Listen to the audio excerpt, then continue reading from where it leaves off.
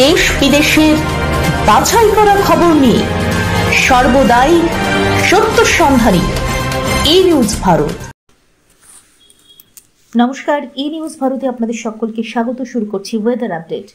কলকাতা সহ দক্ষিণবঙ্গের একাধিক জেলায় নেমেছে স্বস্তির বৃষ্টি। কোথাও কোথাও বজ্রবিদ্যুৎ সহ বৃষ্টির সঙ্গেই চলেছে ঝোড়ো হাওয়া।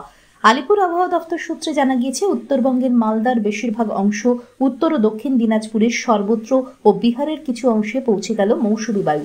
আগামী 2 থেকে 3 দিনের মধ্যে দক্ষিণবঙ্গের কিছু অংশে পৌঁছে যাবে বর্ষা। আগামী 3 দিনে কলকাতা সহ সব জেলাতেই বজ্রবিদ্যুৎ সহ হালকা থেকে মাঝারি বৃষ্টির পূর্বাভাস রয়েছে। রবিবারের পর বৃষ্টি কমবে এবং ফের বাড়বে তাপমাত্রার পারদ। উত্তরবঙ্গে ভারী থেকে অতি ভারী বৃষ্টির পূর্বাভাস। আজ কলকাতার আকাশ প্রধানত মেঘলা। আজ কলকাতা ও তার পার্শ্ববর্তী অঞ্চলে দিনের সর্বোচ্চ তাপমাত্রা 31 ডিগ্রি সেলসিয়াস, সর্বনিম্ন 28 ডিগ্রি সেলসিয়াস, অনুভূত তাপমাত্রা 40 ডিগ্রি সেলসিয়াস। আপেক্ষিক আর্দ্রতার পরিমাণ 84%। আজকের বৃষ্টিপাতের পরিমাণ 0.5 মিলিমিটার। ব্যুরো রিপোর্ট, ই নিউজ ভারত।